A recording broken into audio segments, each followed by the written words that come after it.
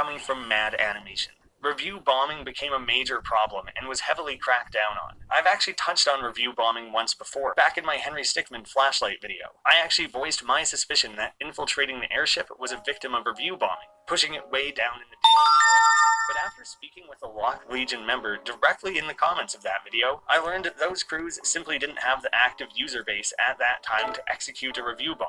Even if they had instead remained a mysterious combination of poor timing and other outside influences. That's the game you play on Newgrounds. You could have something pretty low effort end up in the top. You could have your year-long work go totally unnoticed. But the Newgrounds spin-off crews don't stop there. Far from it. We've got the Dock Division, Kitty Crew, Star Syndicate, Uzi Union, Hippie Hangout,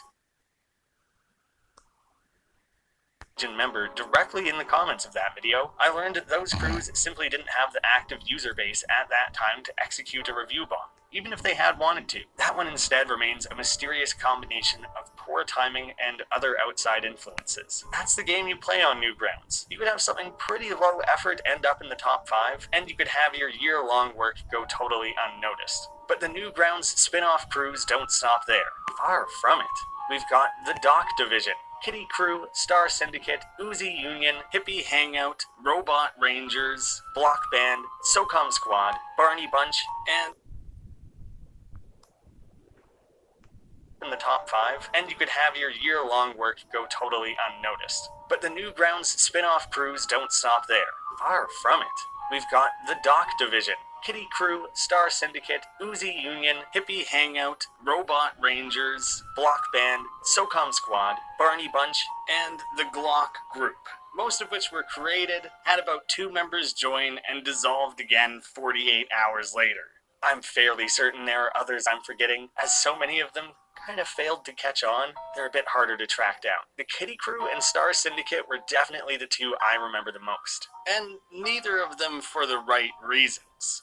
The Kitty Crew felt the most distinct, and didn't just do the simple joke of slapping something on a fruit's face. They were aggressively spammy in a rather infuriating way. I don't remember any other crew succeeding so well in getting under people's skin. They just had a particular edge to them that was hard to define. If I remember correctly, the Star Syndicate were kind of the worst troublemakers. At the peak of this crew culture, they really started to poke the bear. They had a thing called Daily Tunes, where they collectively worked to spam Newgrounds every single day. It was like trying to force a daily clock day. It crammed up the portal, frequently stole daily awards with them upvoting each other, exploiting Newgrounds, and there specifically being rumors of them making attempts to hack the site, with some user accounts even being lost at some point, and I don't think it was ever proven it was actually the Star Syndicate. But even they weren't irredeemable. Their last hurrah and 400th daily tune was Night in Hotlanta, a 13-minute mega collaboration that showed the best side of what this crew had to offer, after seeing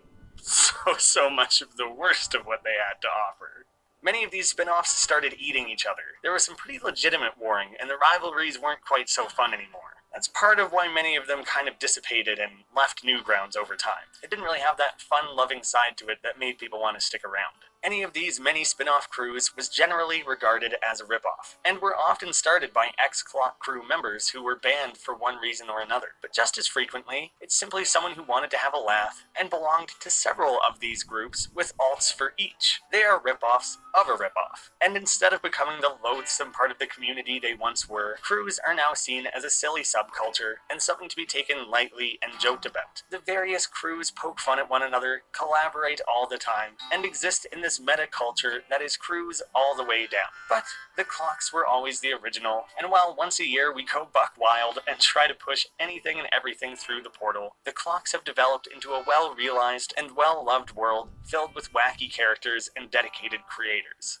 There's none off the top of my head that I dislike. Each group had something unique to offer, so even if you felt you weren't a good fit for the Clock Crew, there were others you could join with the sole purpose of making flash and having fun. Some people from the Clock Crew, Lock Legion and others, became professional artists, animators, or ended up making it big by other means.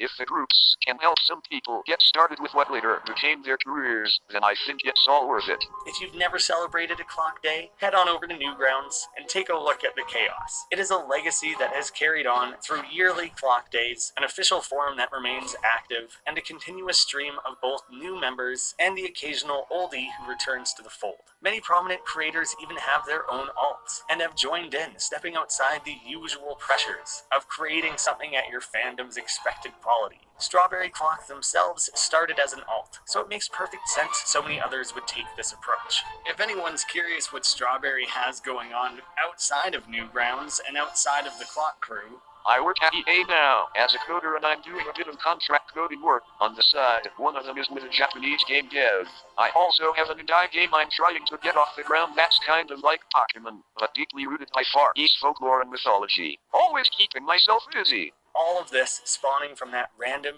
unexpectedly hated, yet beloved, and often celebrated submission of B 20 years ago today. Here's to another 20, where I'll be 55 years old.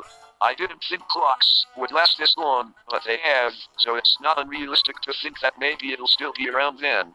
One more time before I close out the video, there will be links down below to that 2 Left Thumbs publisher page. Check out both games, wishlist one, the other, both. Any small bit of interaction there helps immensely. You can support the YouTube channel through our Patreon. You'll end up with your name in the credits here, as well as having access to full interviews, including a more complete version of the one I did with Strawberry Clock. This really came down to the wire. I'm very happy to have gotten this video out on Clock Day for the 20th anniversary.